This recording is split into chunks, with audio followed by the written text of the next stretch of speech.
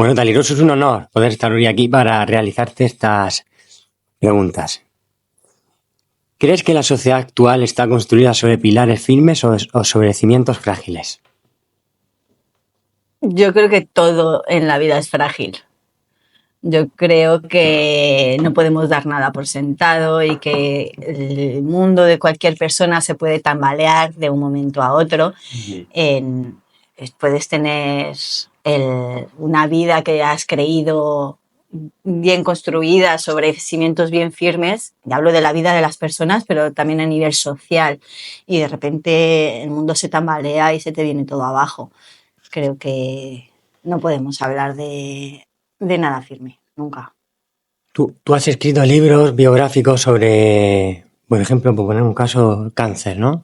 ¿Qué has sacado reflexión de esa gente que está bien y de repente te encuentras de que te pueden morir en pocos días? Bueno, yo sí, tengo un libro concretamente escribí un libro sobre una chica que pasó un proceso de cáncer, otro chico saharaui que fue secuestrado en los 80 por los marroquíes, estuvo en un campo de concentración. Bueno, creo que esta gente que ha vivido la muerte tan de cerca cambia su perspectiva de la vida y tienen mucho que enseñar porque han aprendido a base de golpes, ¿no?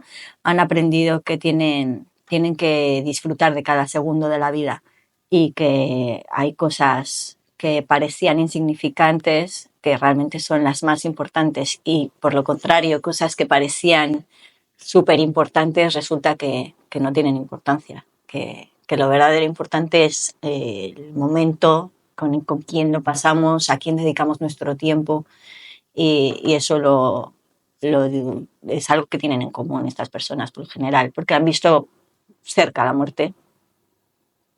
¿Y tú como escritora cuando la escribes, cómo lo vives? ¿Es duro?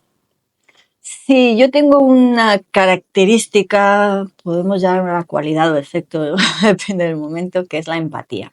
Yo soy una persona muy sensible y muy empática.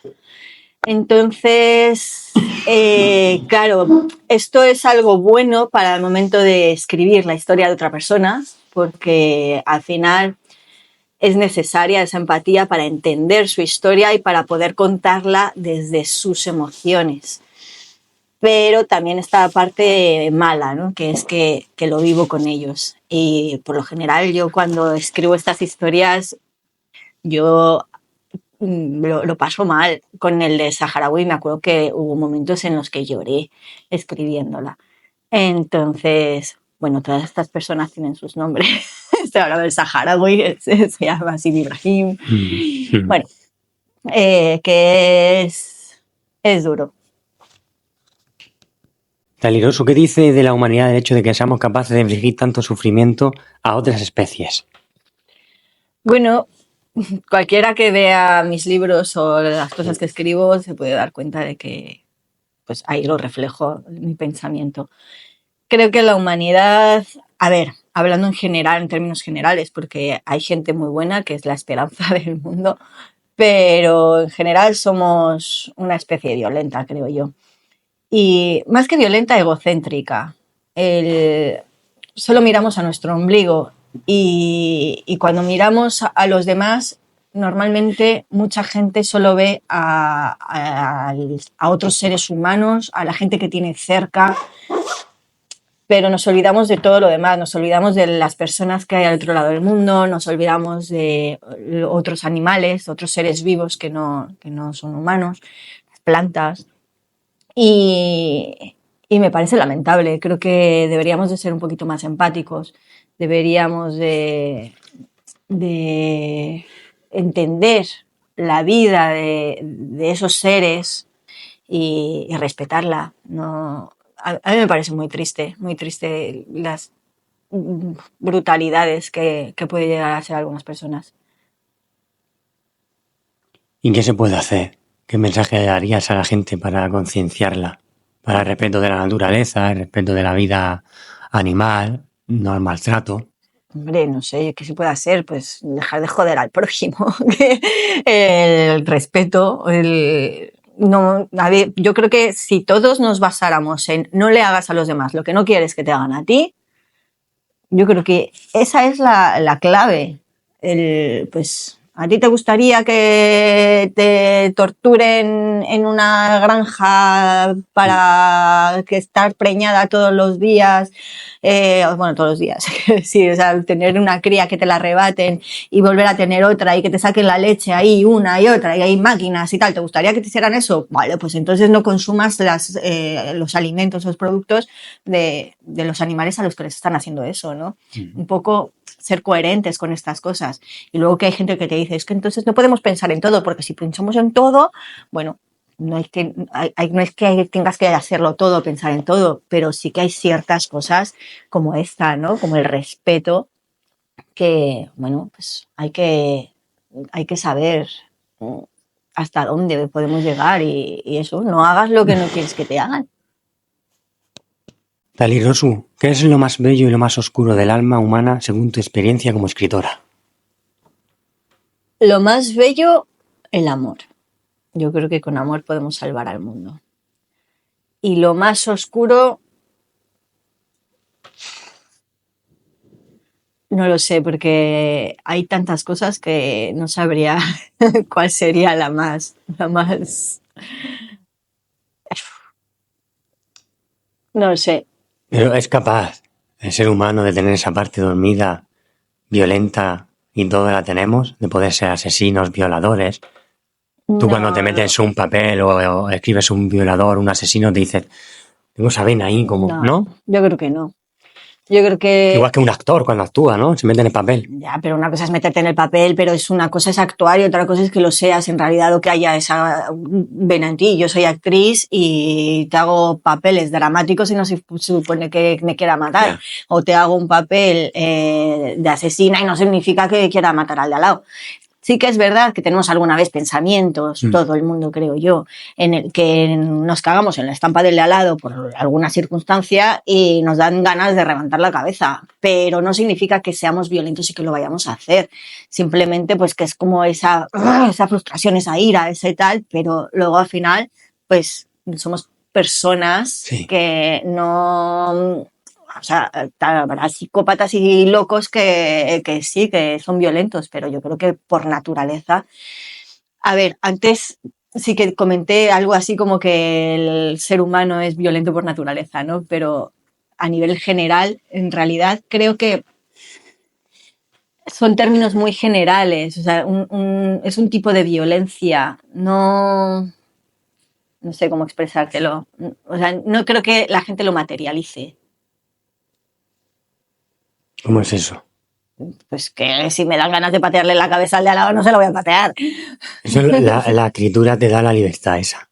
Hombre, yo como escritora, ¿no? Me desahogo un montón, sí. Para mí eso es básico en la escritura. Si tengo ganas de patearle la cabeza al de al lado, pues lo escribo, no lo hago. Porque soy una persona civilizada y porque no soy una psicópata loca. Talirosu, ¿qué opinas del papel de las redes sociales en la forma en que nos conectamos y desconectamos emocionalmente? Las redes sociales me dan un dolor de cabeza de la hostia. Yo creo que nos ayuda a conectar con gente con la que no conectaríamos de otro modo. Sí que es verdad que estamos en una sociedad en la que ahora, pues, sobre todo si somos empresarios y o sea, si tenemos un negocio, tenemos que guisárnoslo y comérnoslo y al final nos viene bien porque llegas a gente a la que antes pues no hubieras llegado si no inviertes una cantidad de pasta importante, ¿no?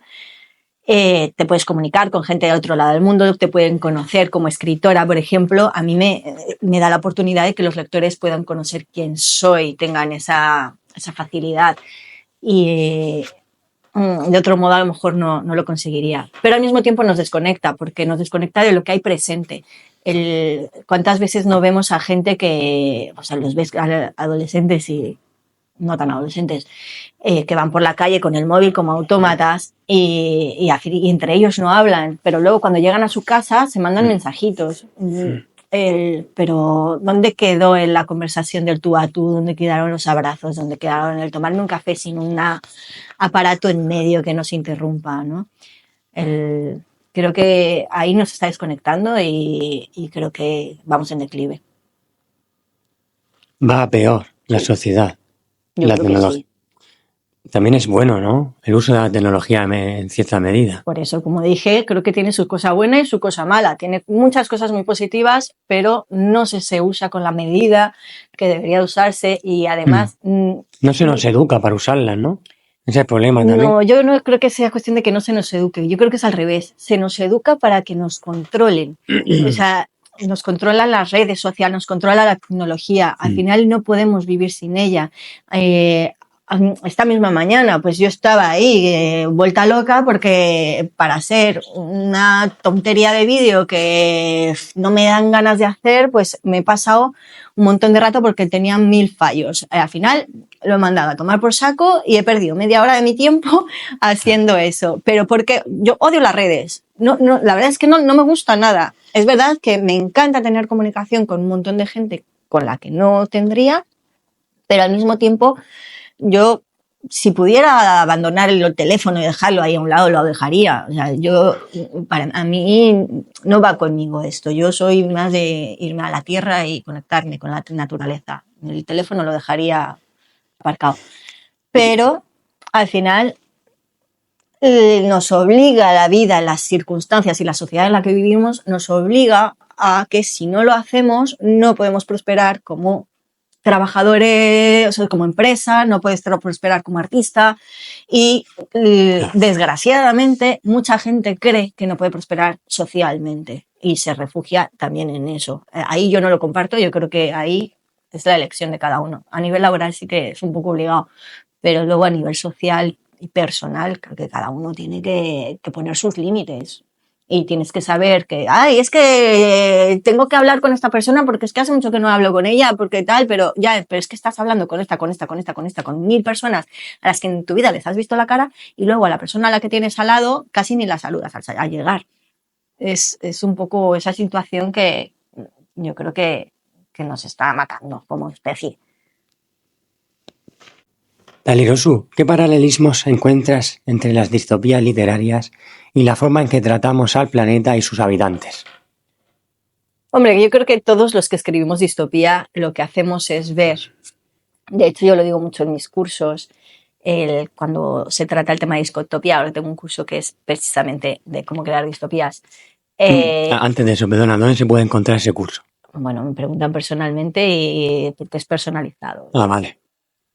Entonces, bueno, pues para crear una distopía lo ideal es pensar hacia dónde llegaríamos si las cosas siguen por este rumbo. Entonces pues hay muchas cosas del presente, de la actualidad que se pueden explorar. Bueno, pues eliges una y hacia dónde nos dirigimos, ¿no? Y hacia dónde podríamos ir y qué se puede desencadenar. Entonces, el paralelismo es ese, que al final las distopías son lo que no queremos que suceda. Pero, ¿cuál es nuestra inspiración? Lo que está sucediendo. Me gustaría también que si nos puedes aclarar, la gente oirá distopías, utopías, la diferencia, el significado, porque la gente no sabe todavía. Yo no lo sabía hasta hace poco, ¿lo que era? La distopía es lo contrario a la utopía. Una utopía es el mundo perfecto, que el mundo que deseamos, que es imposible llegar a él. Y la distopía es lo que no queremos que suceda, pero que podría suceder si seguimos por el camino. Talirosu, ¿piensas que las generaciones futuras heredarán un mundo mejor o un mundo roto? Pues quiero pensar que heredarán un mundo mejor, pero veo el panorama y me llevo las manos a la cabeza. Pero creo que la responsabilidad es nuestra.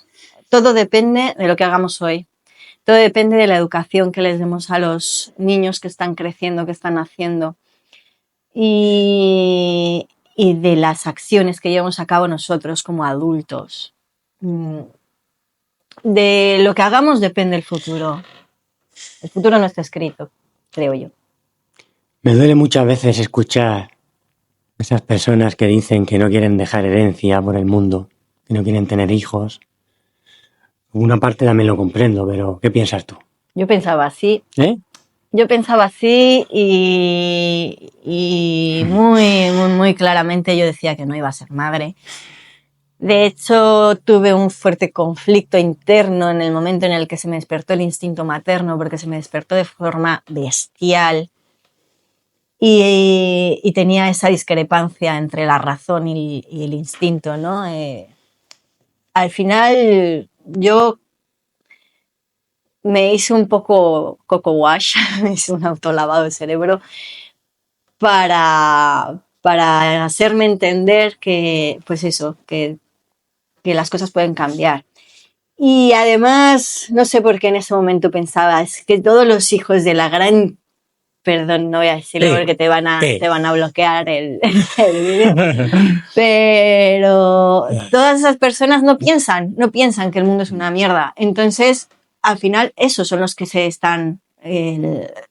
los que más tienen hijos de a 7. ¿No lo ves Entonces, bien que se tengan tantos hijos? no, no, no, no, no, no, no, no, no. Por supuesto que no. 1000 veces no. ¿Por qué? Porque estamos sobrepoblando la tierra. Porque somos muchísimos. Yo no digo que no se tengan hijos, yo misma los he tenido, pero y a lo mejor no te digo que tengas uno solo, entiendo que tengas dos.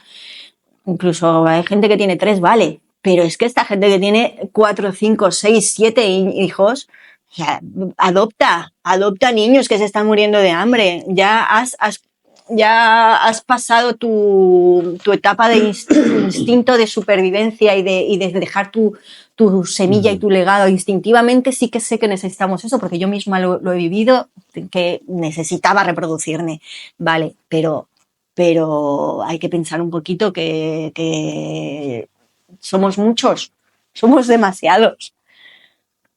Y está muy más repartido el mundo, además, porque me dices, vale, voy a tener 7 hijos en una zona donde no hay población, pues maravilloso, pero luego los tienen todos en el mismo sitio. Y entonces vas a las ciudades y están abarrotadas. Vale, ¿quieres tener 10 hijos? Vale, pues vete a una zona despoblada, pero claro, luego también está en desigualdad de condiciones a nivel económico. Bueno, nos podemos meter aquí en unos temas, pero creo que hay que pensar en más allá del ombligo. Para el que esté viendo el vídeo y tenga esos pensamientos de querer tener, de procrear, ¿qué le podrías decir? Que hagan lo que consideren. Yo no le tengo que decir a nadie nada. O sea, yo te estoy diciendo lo que yo pienso. Yo no le puedo decir a la gente lo que tiene o lo que no tiene que hacer. A lo mejor yo estoy equivocada. No lo sé. Yo te hablo de mi perspectiva, mi punto de vista, pero yo jamás le diría a una persona, haz o deja de hacer esto. Bueno, le puedo decir, oye, deja de torturar al toro que estás torturando, pero estas cosas sí las expreso, pero decirle que no tenga 7 hijos porque a mí no me parece bien, pues me parece que también sería un poco egoísta de mi parte, que no estoy viendo su perspectiva, ¿no?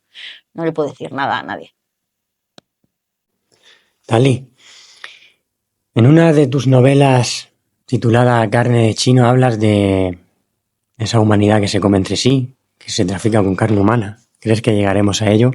¿Crees que es posible que el humano llegue a ese nivel de traficar con carne humana, de comernos entre nosotros, de tener criaderos, como dicen en tus novelas, de humanos? Sí, lo creo posible, pero en mi novela he metido un toque de ciencia ficción con el tema de los clones y con el tema de la extinción de los animales.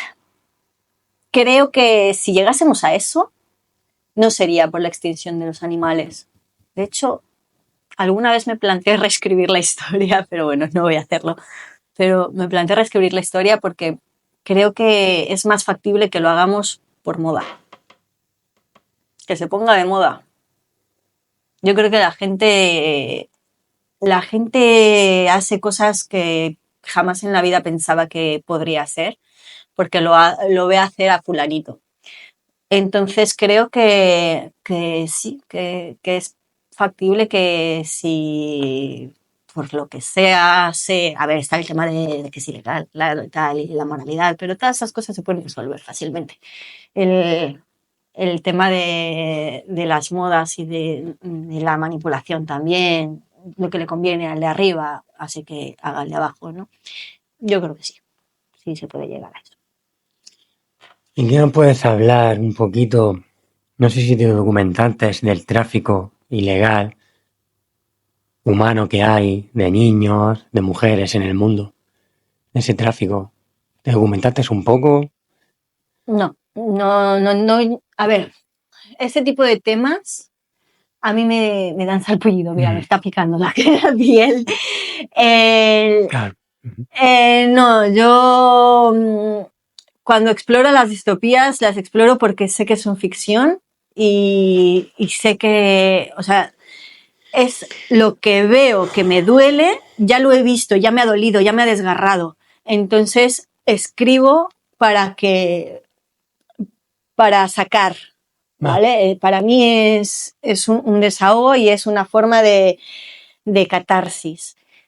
Pero ponerme a documentarme sobre las atrocidades actuales, ¿para qué?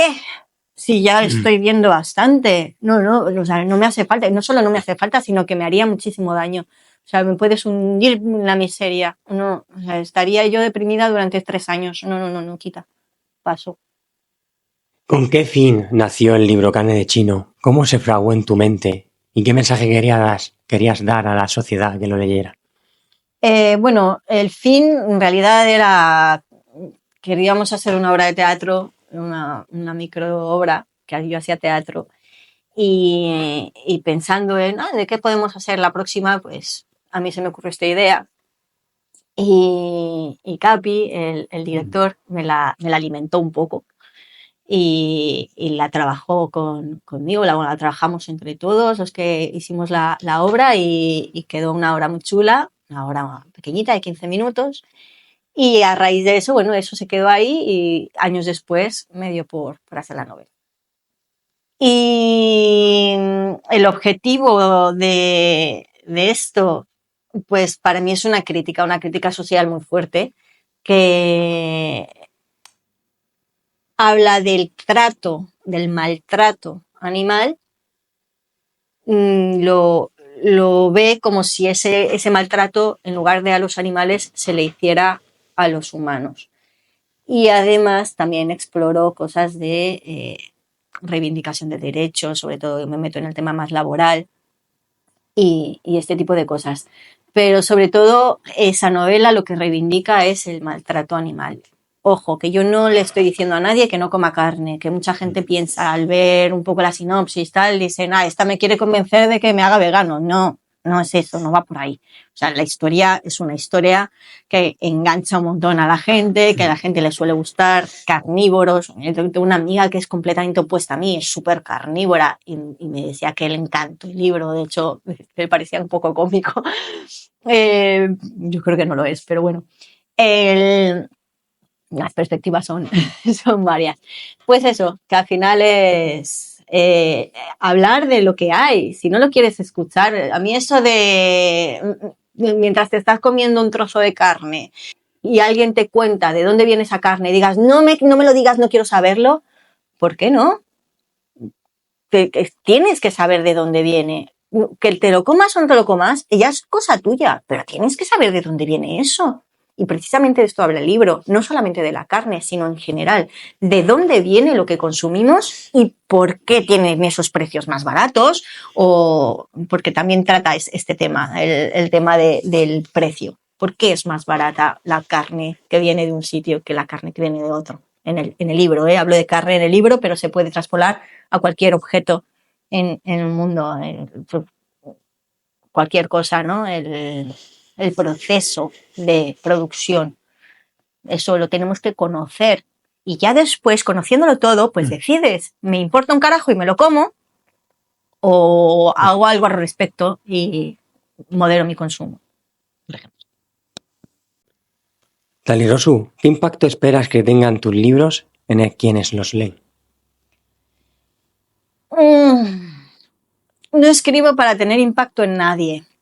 No es el objetivo de mis libros el hacer pensar, pero es una consecuencia.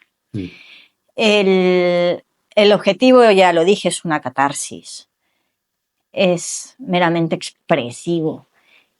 Y Luego, la gente que lo lee, pues sí, la mayoría coinciden en que hacen pensar. Hacen pensar porque son críticas sociales y es que es inevitable que la gente piense, hostia, yo también hago eso.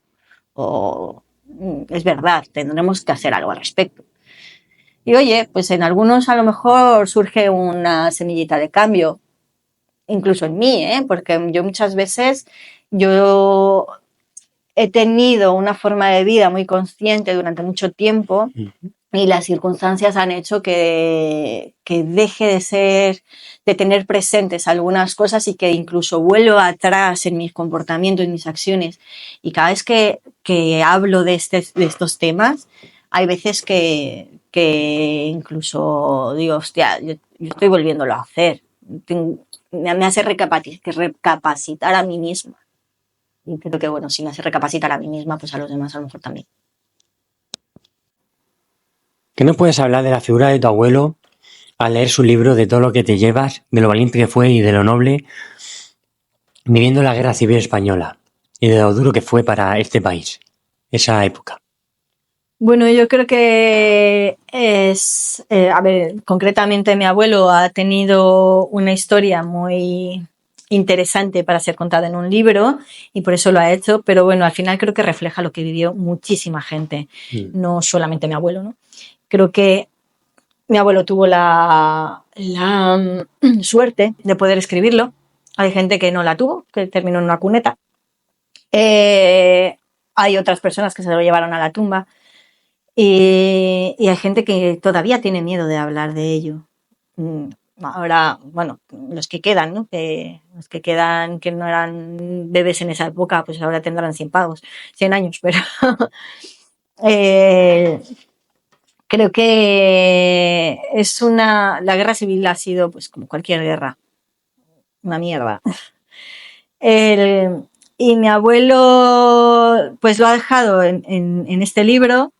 Y bueno, creo que está bien él lo escribió para dejar un legado a sus nietos, que está muy interesante porque así conoces mejor a la persona y sabes lo que vivió. Y es una forma también de recordar. Mi padre siempre lo dice que hay que recordar a los que ya no están, hay que recordar a los muertos. Y bueno, es una bonita forma, ¿no? de recordarlo leyendo su libro o contándole su historia a otras personas. Si sigue oliendo en España, no ha evolucionado ese aroma franquista, ese aroma antiguo. Yo creo que la guerra civil ha dejado una huella muy, muy profunda y muy marcada en este país, y es una herida que está muy abierta porque fue hace relativamente poco, no ha pasado tanto tiempo y ese tipo de heridas se heredan. Entonces, claro, yo no viví la guerra, la vivió mi abuelo. Pero aún así la herida la tengo yo. Y como yo, pues la tiene un montón de gente. La herida o muchos, incluso el orgullo, que portan con orgullo esa bandera de hemos ganado, ¿no? Ese triunfo, ¿no? Emocional, sí, ¿no? Sí, es un triunfo que no fue suyo, pero aún así la siguen portando. Y se sigue tapando. Y si quieres seguir teniendo un tabú, todos los fusilamientos. Es un tabú en España. Es un tabú. Sí, porque es muy reciente, porque la herida sigue abierta, porque todavía no ha cicatrizado. No ha cicatrizado ni para unos ni para otros. O sea, los dos bandos están todavía demasiado cerca está todo esto. Y como dije, ese tipo de heridas se heredan. Entonces, bueno, como dice una canción por allí, somos los nietos de los obreros que nunca pudisteis matar. Eres mexicana. Allí la muerte se le venera, se le trata con respeto y me encanta que se le tenga presente en tus novelas. Y para un escritor, en este caso tú, ¿cómo la transmites? ¿Cómo la escribes? Y para finalizar esta pregunta, ¿qué nos puedes hablar de esas personas que deciden suicidarse? Creo que me has hecho demasiadas preguntas en un momento, así que voy a intentar responderlas todas, pero a lo mejor me tienes que refrescar alguna. A ver, el tema de México. Yo no creo que se le venere, no creo que se venere a la muerte en México. Creo que se la respeta y no es un tabú. Perfecto. Se es consciente de que la muerte es parte de la vida. Muy bien. Y sí, pues hay una serie de creencias en las que se incluye a la muerte, pero creo que es importante eso, el tenerla presente, el que aunque no nos ocupemos o preocupemos, no es estar preocupado porque vayamos a morir, es como poner la viñeta de Manuelito en Mafalda, que hay una viñeta de Mafalda en la que Manuelito le preguntan sobre la vida y la muerte y responde algo así como que no le preocupan los extremos de la vida, a él lo que le preocupa es la vida, ¿no? Pues algo así, ¿no? Es como, no debemos de preocuparnos constantemente por la muerte, pero sí tener presente de que es parte de la vida y que va a llegar, que nos va a llegar a todos, que es lo único que no podemos evitar. Entonces, pues hay que afrontarla y tuve una discusión con un amigo hace tiempo, hace unos añitos, porque yo le decía que yo no tengo miedo a la muerte. Es que yo creo que no hay que tenerle miedo a la muerte. Bueno, discutíamos porque él decía que eso es imposible, ¿no? Que hay que la muerte es como que solo los muy avanzados espiritualmente pueden decir eso y que es uno de los objetivos, ¿no? A los que tienen en la vida, el no temer a la muerte. Yo creo que personalmente mucha gente lo que le tiene miedo es al sufrimiento previo a la muerte. O sea, yo no le tengo miedo a la muerte, yo le tengo miedo a sufrir. A mí, si me dan un balazo y muero al instante, pues a lo mejor no tengo miedo a eso.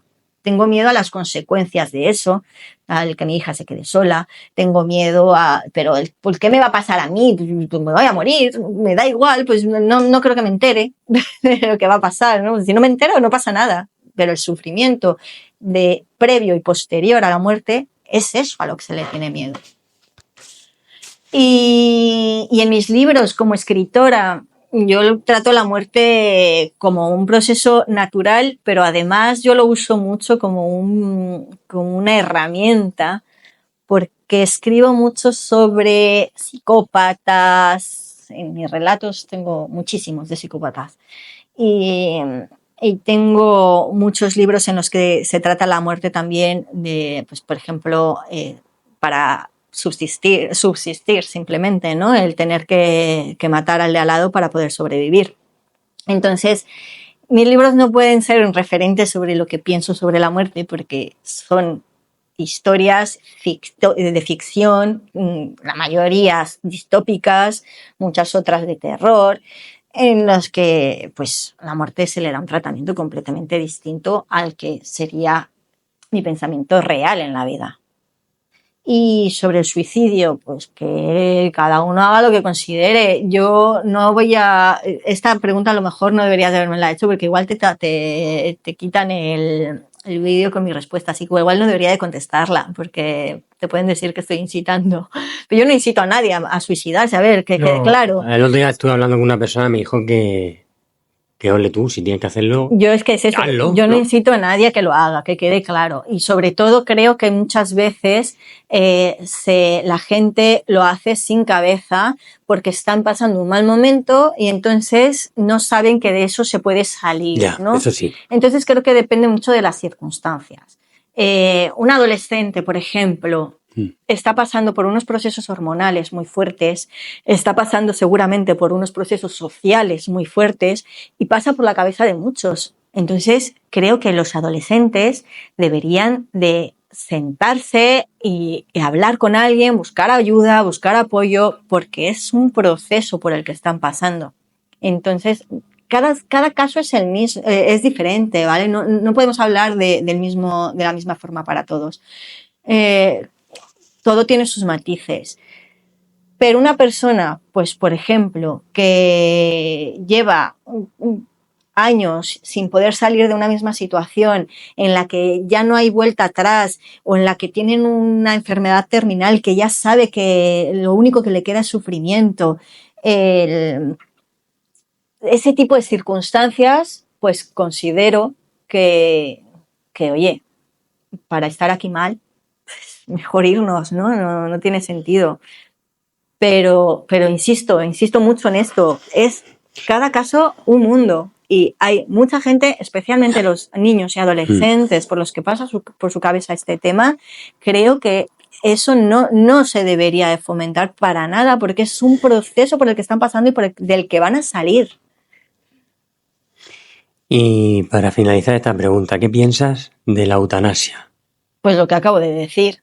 Hombre, si estás fastidiado y no te puedes mover y tu vida ya está dedicada a que te den comida por un tubito y que te cambien los pañales en una camilla, oye, para estar aquí sufriendo, apaga y vámonos. Yo preferiría que me inyecten. Hombre, sin dudarlo.